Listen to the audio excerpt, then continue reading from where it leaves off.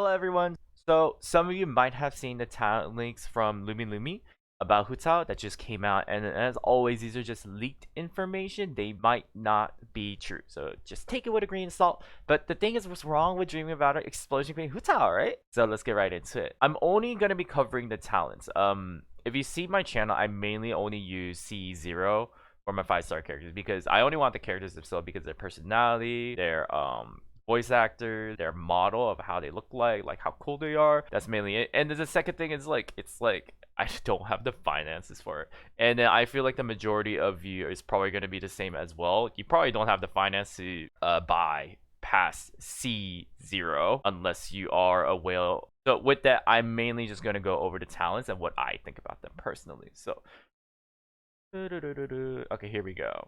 So started from her auto attack. Her auto attack is basically the same as any other spear user, so nothing too special. There have been some leaks about how the animation will look like. You could probably just take a look at that in another video from someone else. So right here, this is where it gets a bit interesting. Her skill is pretty unique. Parameter Papilio buffs Hu Tao attack up to 400% based on their max HP. Now, this could completely mean that maybe we want to be building a max HP artifact kit on her or something. Maybe something like focusing on Barbara's health. Remember, if you all know Barbara's kit, her heal is based on her health. Or the thing is, it could maybe split the community in half, just like a Noelle. Because if you remember Noelle's kit, she's more of a defense slash attack kit. So it could be like, okay, do white blind and then try to focus on like a tankier Noelle but doing some more damage, or like you want to just focus on DPS, ignore that, it doesn't matter too much, just go for attack, crit rate, damage percent, etc. So this could really split the community in half.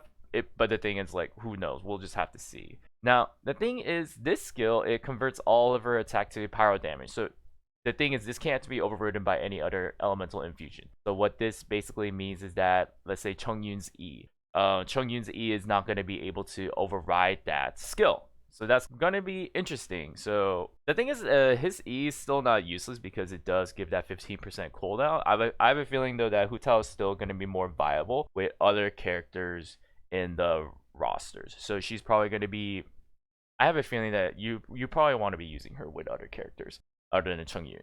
Alright, so charge attacks apply to Blossom effect. Blood Blossom infected enemies hit. So we'll go more into that later. This is an interesting theory I'm going. And then it increases Hu Tao's resistance to interruption. So if for those of you who play Super Smash Bros, I have a feeling this is like heavy armor. Basically, what this means is that normal attacks that usually flinch her will probably not flinch her anymore. However, this probably doesn't mean that like a Lolatrol, if they were to charge at her, she'll still probably like get knocked down or something. So this probably only interrupts like normal attacks or something like that. So they have a huge skill explanation, at least for Blood Blossom.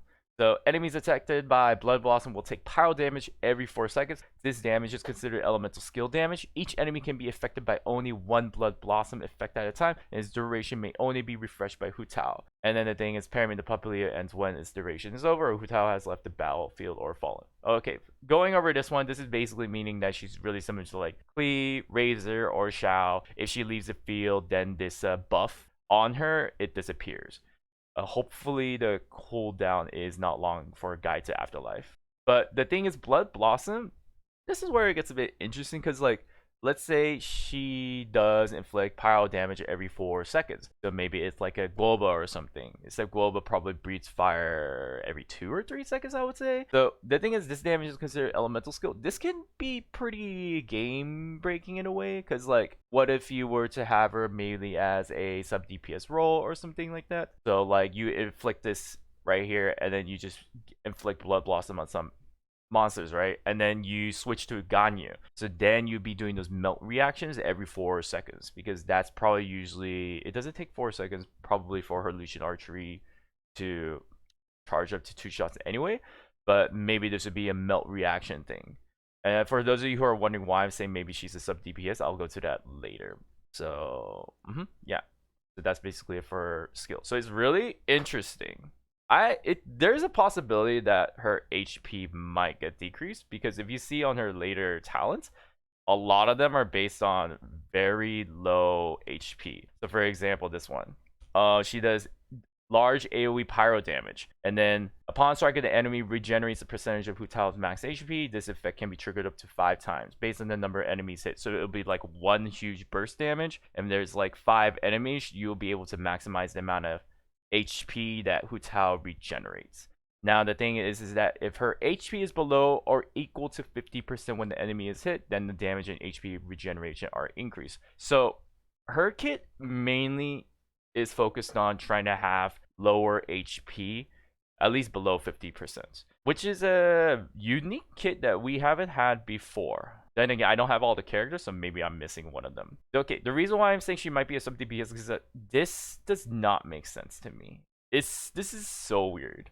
I don't know why MiHoYo did this, but when a Paramita Pepilio state activated by a guide to Afterlight ends, all allies in the party, excluding Hu Tao herself,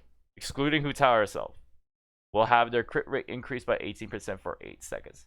So if you remember earlier, I said Blood Blossom, this might be viable for Ganyu, because like I am not sure why she has this passive talent, unless you also want to be using her as a sub DPS, because this is very strange. The reason why I think this is strange is like, why excluding Hu Tao herself? Because like Ganyu's passive, it increases her cryo buff on her whole party as long as they're in her burst, and it includes her as well. So it seems so strange that like, why is this excluding Hu Tao herself? So it's just so strange because her kit is mainly boosting her burst, or no, her whole damage kit. So if her autos are going to be like 400% attack, and then you're like, all right, let's switch her, and then end it, and then buff her other characters, is she supposed to be used as a main DPS? That means this whole skill is going to be useless then. This thing is so weird. It really doesn't make sense for me. And then this is where it's still weird for me. Maybe this could work for Blood Blossom, but when Hu Tao's HP is equal to or less than 50%, her pyro damage bonus is increased by 33%. So her kit is more of a like it's an all or nothing kit, meaning that you either go all in or yeah, I don't know how she would be more useful. So you probably want to be playing a very risky gameplay of her, which is going to be scary for the majority of us. I know for me, when I play my Klee, I'm always so scared because she's so squishy. She dies so fast. So Hu Tao, I'm just thinking because like Klee's HP is like 12k, and then let's say Hu Tao's HP is like that's for 12k, so it's like 6k. You want to be playing with 6k? Oh my god, that's actually really scary to play with. But then again, if you have that, you'll have so much of a damage boost. Then again, I'm confused on how Guide to Afterlife works. So much of this we have to guess. We have to determine from the statistics because we don't know what the statistics look like. Honestly, we don't even know if all this is true. And then she can basically cook an interesting dish. That's what it's saying for suspicious dish. So now the thing is that, once again, take this all with a grain of salt because like, who knows? Maybe this isn't true. Maybe this is all just like because it's all a leak, right? But to sum it all up, she could either be two things. She could either be a main DPS role, because a lot of her kit is basically based on her less than 50% health, or she could be a sub DPS role. Because this passive is so weird. Flutterbot? Like, it's good if you have a support character, but like, Hu Tao does not seem like a support character. She's got to be a sub DPS or a DPS based on this kit. But once again, it could all be fake because it's a leak. It's not a confirmed leak.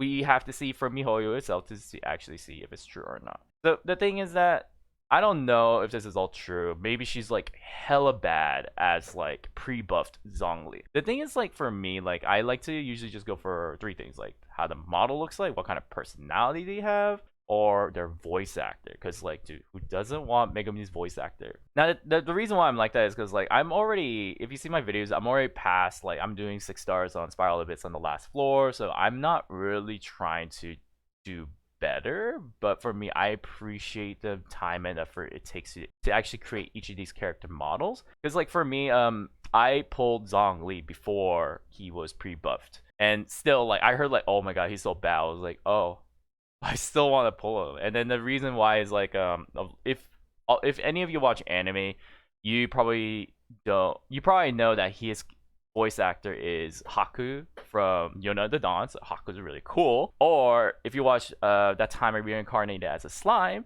his voice actor was a freaking dragon. It's also the best tsundere in the world. So the thing is, like, I still want this character because everything about her is just so amazing. I still want to also know why everyone has such like negative opinions of her. So I'm really curious about that. Anyways, thank you all for watching. If you enjoyed the video, make sure to leave a like and comment if you're going to pull for Hu Tao because of these tones, or you simply are just going to go all out just like me because maybe she's just awesome in general. So I will see you all in the next video.